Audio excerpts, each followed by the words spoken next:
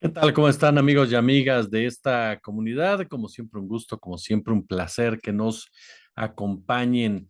Pues abrimos este comentario nocturno, aunque quienes nos vean en on demand, buenos días, buenas tardes, por supuesto. Y tiene que ver, por supuesto, con el equipo de Claudia Sheinbaum. Claudia Sheinbaum ya presentó a su equipazo, así lo dijo, el equipazo que nos va a llevar a la victoria en el 2024. No solamente quiero abordar esto, también me gustaría hacer un comparativo con el equipo de Xochitl, si ustedes están de acuerdo.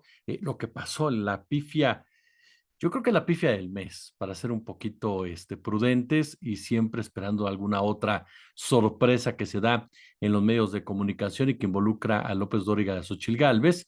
Y también hablar de lo que pasa en la Ciudad de México, porque estamos enfocados, inmersos en la contienda presidencial, la Cámara de Diputados, senadores, pero la Ciudad de México también está en juego. Hay varias alcaldías en donde los números se están cerrando de una u otra manera. Hay otros en donde la ventaja de Morena es muy clara, en donde la ventaja de la oposición mínima, pero mínimos, estas alcaldías, pero hay una ventaja considerable también de la oposición y por la importancia que tiene la Ciudad de México, no solamente en el aspecto de que es la capital, sino es la cuna del obradorismo. Son victorias simbólicas que pegan directamente en los movimientos. Para López Obrador, para Claudia Sheinbaum, sería verdaderamente dramático perder la capital de la República Mexicana, sobre todo pensando que tuviera que arrancar un sexenio con un jefe de gobierno que es totalmente distinto a lo que simboliza y representa Morena y que seguramente se va a querer convertir en el líder de la oposición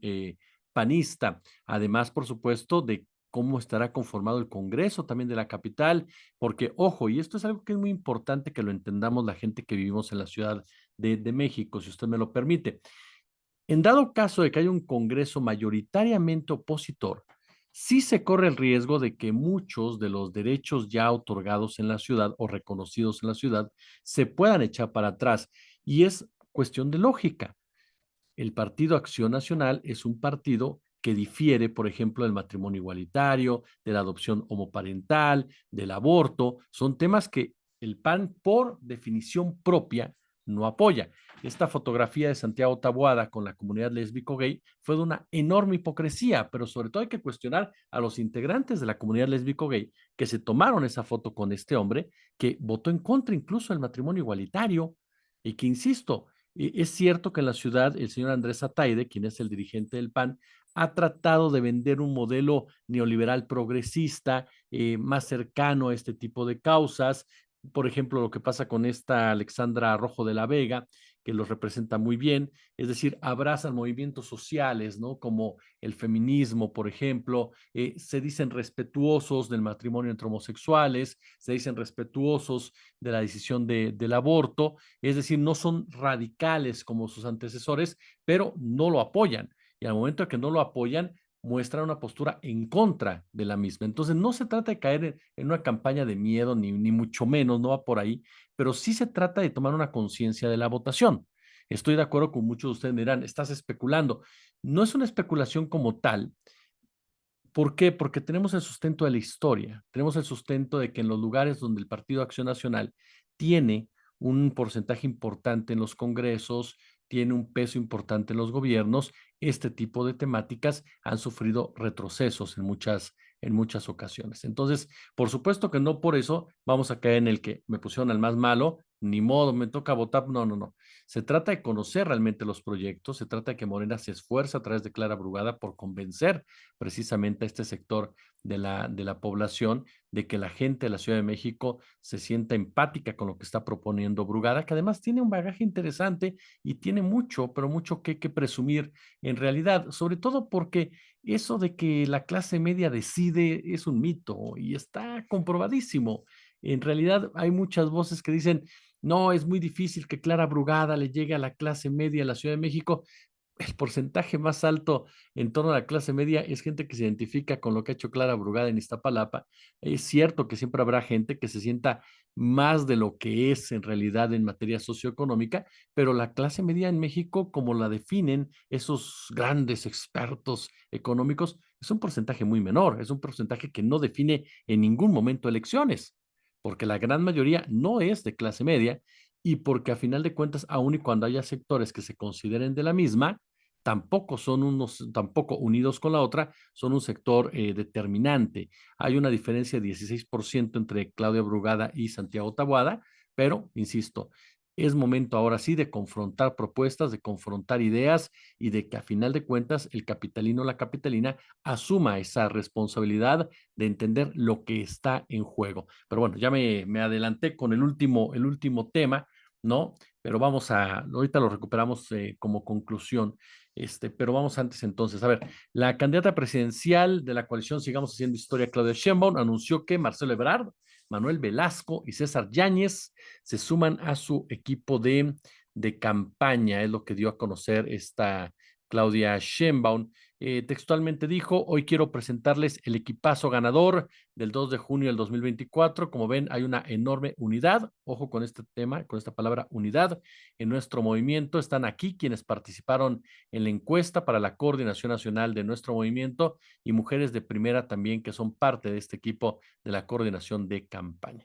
¿Quiénes son los integrantes? Ya le mencionaba a Marcelo, a Velasco y a Yáñez. En un momento más les digo en dónde quedan, pero a ver, vamos a darle un recorrido rápido. Mario Delgado, coordinador general de la campaña, Citlali Hernández, coordinadora de enlace con mujeres, Adán Augusto López, coordinador político, Tatiana Cloutier, coordinadora de voceros, Marcelo Ebrard, coordinador de vínculo con organizaciones civiles y mexicanos en el exterior, Estela Damián, coordinadora de defensa del voto, Gerardo Fernández Noroña, coordinador del vínculo con organizaciones sociales, Renata Turrent, coordinadora del vínculo con diálogos por la transformación, Ricardo Monreal, coordinador de enlace territorial, Olivia Salomón y Ana María Lomelí, enlace con el sector empresarial, Manuel Velasco, coordinador de alianzas, Regina Orozco, coordinadora de vínculo con organizaciones culturales y artistas, César Yáñez, coordinador de agenda y giras, Paulina Silva es el enlace con los medios de comunicación.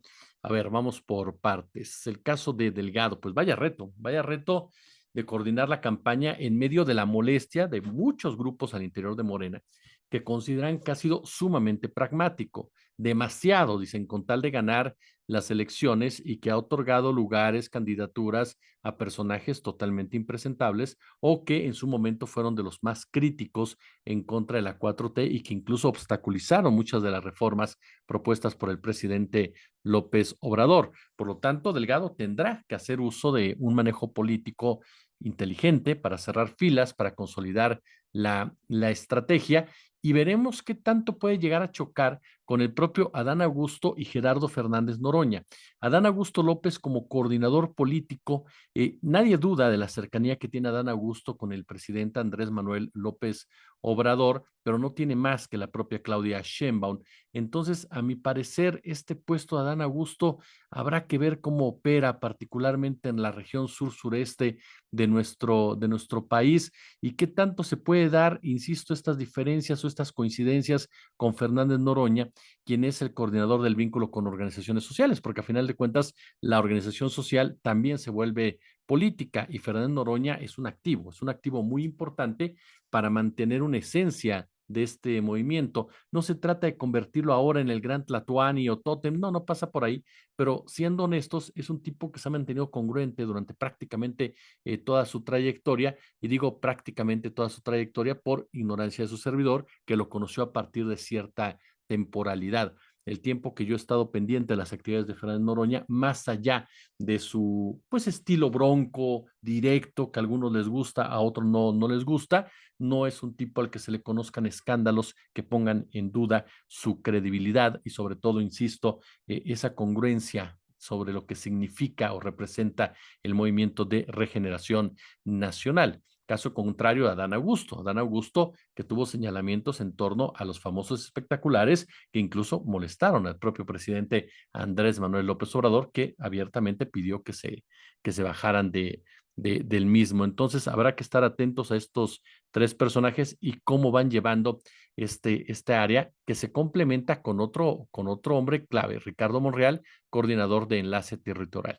En el caso concreto de Monreal, él, seamos claros, Monreal es un tipo que sabe operar, de que sabe operar perfectamente Ricardo Monreal. El punto es que opera a favor de Morena.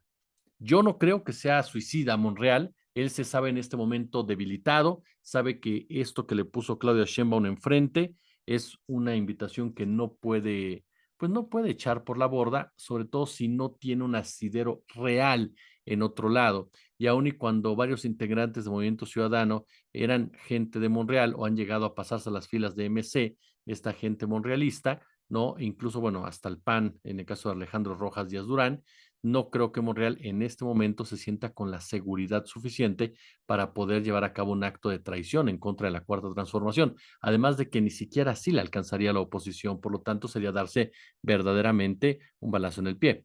Ahora, insisto, y difícilmente se ve con la experiencia que tiene Monreal. Entonces, si tú logras combinar efectivamente un trabajo eficiente entre Monreal, Fernández Noroña, incluso el propio Adán Augusto y Mario Delgado, puedes tener efectivamente un procedimiento muy claro, muy contundente de conocimiento tanto del terreno como de los empresarios, como de las clases políticas y poder ir cerrando filas, ir cerrando el círculo para que no tengas ningún tipo de sorpresa en esa maraña de intereses que muchas veces se mueven en ese tipo de rubros. Ahora, yo insisto en lo que le he dicho en muchas ocasiones, para mí Citlali Hernández está desperdiciada, creo que es un personaje que tendrían que ser mucho más aprovechado en Morena, mucho más explotado, es una persona sumamente talentosa, sí, obviamente tiene sus vaivenes, hay claroscuros en la vida de cualquier político como tal, pero sí creo que Citlali Hernández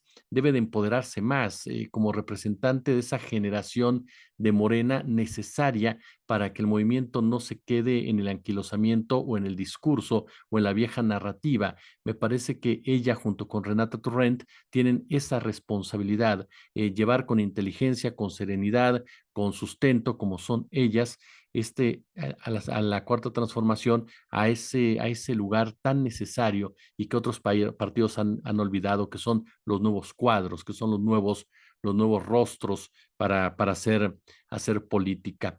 Eh, Perdóneme, el caso de a ver, Manuel Velasco, me falta destacados Manuel Velasco, César Yáñez y Ebrard, ¿no? Bueno, a ver, déjeme ir primero con Velasco. A mí Velasco me parece que es un acuerdo de cúpula, como el Partido Verde está ahí, pues hay que darle algo a Velasco y que se lo agradezca a su abuelito, que es muy amigo de Andrés Manuel López Obrador, que era cercano a Andrés Manuel López Obrador, porque realmente Velasco pues no tiene ningún tipo de capacidad de liderazgo, no para hacerse cargo de las alianzas que además pues ya están perfectamente consolidadas. Tal vez por ahí surjan algunas cosillas que nos digan, ¿no? De la necesidad con ciertos grupos en estas regiones que se le podrían complicar a Morena, pero en realidad me da la impresión, ¿no? Que Manuel Velasco le dieron el control del PlayStation que no sirve, ¿no? En pocas palabras, un lugar ahí, porque bueno, el verde está ahí y hay que darle algo a su dirigente. Tatiana está en lo suyo, Tatiana Cloutier está en lo suyo, en donde se mueve perfectamente, lo mismo que Regina Orozco, lo mismo que la propia Renata Turrent, que lo ha hecho muy bien en diálogos, la verdad las cosas que lo ha hecho bastante, pero bastante bien para acercar esa propuesta de Claudia Sheinbaum, no del obradorismo como tal, de Claudia Sheinbaum a diferentes sectores de la población. Me parece que el trabajo de Turrent ha sido bastante, pero bastante destacado. César Yáñez, mire, César Yáñez, más allá de la portada, es un buen operador político y es un buen operador mediático. Es un tipo que ya tiene un camino recorrido, que entiende muchas veces cómo son ciertas reglas del juego, que sabe maniobrar a través de ellas sin generar un conflicto o algo que te pueda llevar a críticas contundentes por parte de la oposición. Yo sí creo que lo de César Yáñez es más un tema interno, es decir, es un mensaje, para nadie es un secreto las diferencias que llegó a tener la gente de Claudia Sheinbaum con Jesús Ramírez. Entonces, sí creo que es un mensaje interno el hecho de que traigas a César Yáñez, que también tiene diferencias con el propio Jesús Ramírez. Entonces, en política no hay casualidades, ya lo hemos dicho. Y me quedo al final con Marcelo Ebrard Casaubon. Marcelo Ebrard, a final de cuentas, ya llegó muy tranquilo a toda esta discusión, está demasiado sereno después del berrinche tan grande que hizo, y lo tengo que calificar como berrinche a diferencia de lo que yo les decía en un principio, porque no llegó a nada, porque fue una pataleta que solamente lo debilitó al interior de Morena y como figura importante de este movimiento, incluso pensando en un futuro. Yo no sé si se le cayeron los escenarios que había planeado Ebrard en su momento y no tuvo de otra más que apechugar. Pero bueno, ahí está Ebrard. A algunos no les gusta, a otros sí. A mí me parece que si ya está ahí, hay que aprovecharlo. Y en ese sentido, puede ser un jugador importante, sobre todo por lo que pasa actualmente en la relación con Estados Unidos. Es un tipo que conoce muy bien cómo está ese tema en particular, porque fue él el abanderado de la demanda en contra de las armerías, de las diferencias en contra de la DEA, el tema Cienfuegos también. Es decir, Ebrard estuvo metido en todo ello y sabe perfectamente cómo va a operar esta derecha norteamericana. Entonces, desde ya es importante que Ebrard tenga ese vínculo con intereses norteamericanos que lo reconocen, aun y cuando, ojo, las armerías, insisto, no lo pueden ver y hay algunos bancos norteamericanos que también lo consideran como un obstáculo por las decisiones que tomaron en torno al lavado de dinero en nuestro país. Pero hay otros sectores de Estados Unidos que se sienten empáticos con Ebrard, que sienten una buena relación con Ebrard y eso lo puede trasladar precisamente a la campaña de Claudia Sheinbaum. Y para el mejor ejemplo, lo que declaró Ebrard, ¿no? En torno a la DEA, que fue tajante al explicar que las recientes publicaciones sobre las investigaciones de la DEA son una forma de intervenir en las elecciones de México. Textualmente dijo, la filtración de documentos de informantes de la DEA se da en un momento de proceso electoral en México. Llama la atención que son documentos de hace muchos años. El Departamento de Justicia desechó, esto se rectificó por la Casa Blanca hasta hace muy poco. Dice, por supuesto que estamos ante un intervencionismo de la DEA. Entonces, veremos cómo opera. Lo cierto es que el mensaje que uno le da con este equipo de campaña de Sheinbaum, efectivamente, es de unidad, que es algo fundamental. Ustedes recuerdan que desde el primer día lo dijimos, lo único que puede fastidiar a Morena son las fracturas internas, son los golpes bajos internos. Si logran conciliarlo y que hasta el momento Sheinbaum lo ha hecho bastante bien, la realidad de las cosas es que Morena no debe de tener problema de ganar la elección y dos, para enfrentar a poderes fácticos que se han estado relamiendo los bigotes, esperando, por supuesto, que la salida de Andrés Manuel López Obrador deje un hueco difícil de llenar en materia de liderazgo y que las diferentes corrientes que existen precisamente al interior del partido gobernante puedan enfrentarse unas a otras, como lamentablemente sucedió con el Partido de la Revolución Democrática. Ahora, si hacemos un comparativo con la gente más importante del caso de Xochitl Gálvez, nos vamos a dar cuenta por qué las cosas se van dando como se van dando hasta el momento. A ver, Santiago Krill, coordinador general de campaña. Por Dios, Santiago Krill no ha ganado nada. Esa es la mayor incongruencia que yo le veo a todo esto, ¿eh? Porque, bueno, Max Cortázar lo llevas a hacer guerra sucia porque sabe hacer guerras sucias. Es un tipo totalmente oscuro, pero que se sabe comportar a la altura de la petición que le están dando. Y si no ve usted la cantidad de cosas deleznables que ha hecho, ¿no? O sea, ya de entrada. Si ustedes me preguntan, oye, Kenia López, jefa de oficina, pues está en su lugar, o sea, como la persona estridente, la vocera agresiva, que encara, que replica el discurso de la candidata, que le echa porras en todo momento. El caso de Rubén Moreira, pues es lo mismo que Monreal, un tipo que sabe operar en esos feudos, ¿no? El caso de Margarita Zavala, que se relaciona no con el pueblo, Margarita, lo siento, no con el pueblo, sino con la sociedad civil, es decir, con la alta sociedad civil, y que puede llenar ese hueco en una sociedad civil que no ve suya a Xochitl Gálvez y que le incomoda incluso el comportamiento muchas veces de Xochitl Gálvez. Bueno, Margarita Zavala se coloca como ese vínculo, ¿no? De respetabilidad, ¿no? Entre esos sectores de la población. Está el caso de Jesús Ortega, que bueno, es un mueble, ¿no? Prospectiva. Josefina Vázquez Mota, líderes en campaña, ¿qué es eso? Y luego Josefina que perdió de manera contundente la elección del 2012 y que sinceramente no ha dado para más.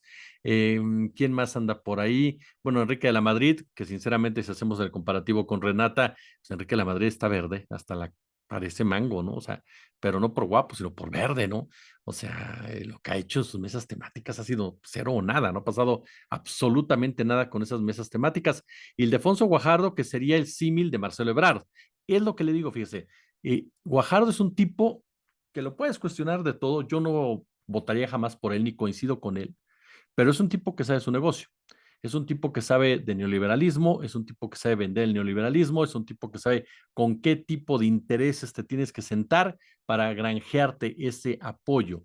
Entonces, ese es el símil, digamos así, de Marcelo Ebrard. Más que no el símil, me equivoco, ese es el otro lado, ¿no? De la cuadra de Marcelo Ebrard Casaubon, que ahí está precisamente. Ildefonso Guajardo van, hablan con la DEA, hablan con American Society, hablan con los Negroponte, hablan con esa ultraderecha. Bueno, Ebrard tendrá que hablar precisamente con la otra parte para fortalecer ahí la campaña de Xochitl Gálvez, ¿no? En el caso de Kenia López Rabadán, pues lo tendremos que comparar con Gerardo Fernández Noroña, ¿no? De entrada, y ahí también nos damos cuenta, pues, que Fernando Noroña tiene otro nivel. Alessandra Rojo de la Vega, el comparativo sería con Regina Orozco, por ejemplo, por citarle un caso, ¿no? De activismo, y sinceramente, pues yo sí creo que Alexandra o Alejandra, ¿verdad? Perdóneme usted, perdóneme, señorita Alejandra Rojo de la Vega, por el cambiarle, Alessandra Rojo de la Vega, le digo que ando, bueno, Alessandra Rojo de la Vega, que es parte de ese neoliberalismo progre, ¿no? Que lo hemos dicho hasta la sociedad ya, o sea, no pasa nada absolutamente con ellos. Y ahí, por ejemplo, por el caso de Estela Damián, que es una mujer con mucha más presencia, prestancia y experiencia de lo que puede hacer Rolando Zapata, que tiene serios cuestionamientos, no por la defensa del voto, sino por la compra del voto. Entonces, estamos ante dos equipos que cada uno de ellos representa en la esencia de su movimiento, de sus partidos políticos que los apoyan, y en donde lamentablemente me da la impresión de que, bueno, que Xochitl Gálvez también no escogió la mejor forma, por más que haya incluido ya también a Max Cortá, a Max Kaiser y demás en ese sentido. Oiga, por cierto, y tal no encontró de esa forma que yo soy de la idea, no sé si ustedes estén de acuerdo conmigo, que Xochitl cada día pierde más ese apoyo y ese respeto de los comunicadores que son los responsables de ensalzarla. El caso de lo que pasó con López Doriga, sí, López Doriga va a decir fue una pifia, fue un lapsus. Ay, a ver, perdón. O sea, ¿cómo puedes tener un lapsus de ese tamaño en una contienda como la que estamos viviendo y en un momento en el cual Xochitl dice que los medios están en su contra y que ella va ganando y va para arriba y está subiendo en todas las encuestas? ¿Qué fue lo que pasó? Si ustedes nos han enterado, en un momento más hubo también el video sobre el momento justo, pero lo que sucedió fue simple. Al momento de que se despide, López Dóriga le llama Claudia a Xochitl, ¿no? Xochitl pues no sabe realmente qué hacer, solamente atina lo que hace siempre, reírse, y para le contar, al final hace como una broma, ya López Dóriga es el que salva la situación, salva, cuando dice, pues ahora dime Ciro, ¿no? Pero yo insisto, no dudo que Alison, sí, vamos a suponer que es un ups, ¿no? Pero no, es difícil de creer. Es difícil de creer que López Dóriga no lo haya hecho con una intención muy, pero muy clara. Y aquí la pregunta es, ¿qué tanto los refuerzos te pueden beneficiar o perjudicar? Es el caso, y con esto cerramos, de lo que pasó en la Ciudad de México. Hablamos de que se han estado incorporando personajes, pues como Javier Lozano, como Ernesto Cordero, como Gil Swart, Manuel Mondragón, Alejandro Rojas Díaz Durán con Santiago Taboada. Ya lo comentábamos, es más este cierre con el Calderonato para llegar unidos a la elección, porque en realidad, ¿qué capital político tiene Javier Lozano? ¿Qué capital político tiene Cordero, Rojas Díaz Durán, Manuel Mondragón?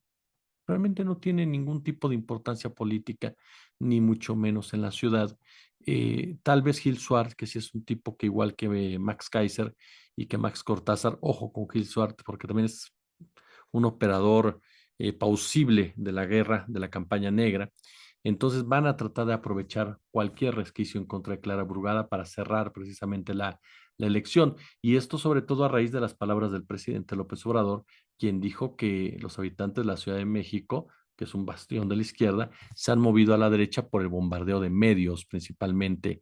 Entonces, esto generó que tanto Clara Brugada como Martí Batres rechazaran definitivamente esta opción. Dicen, no se está derechizando la ciudad, ni mucho menos, ¿no? La derecha está tratando de salir adelante, pero piensan que entre más mal le vaya a la gente, mejor les va a ellos. Entonces, explotan políticamente el tema del agua. Por ejemplo, dijo esta Clara Brugada, desde mi punto de vista es un error. Y va a ser muy interesante, escuchar a Clara Brugada y Taboada ya en un debate sobre el agua.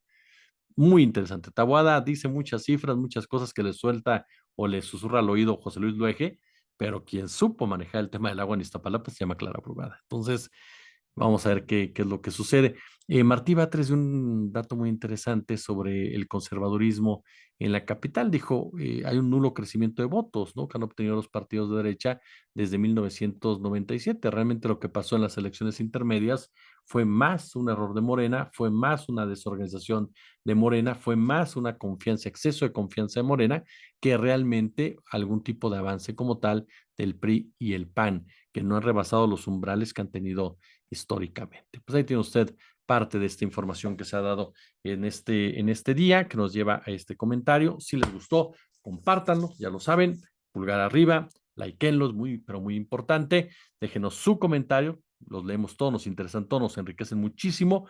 Y claro, suscríbanse, denle a la campanita y están sus posibilidades. Échenos el super chat, el super gracias. Si no, con todo lo demás, nos ayuda muchísimo. Como siempre, un gusto, como siempre, un placer y nos vemos ahorita en otro comentario.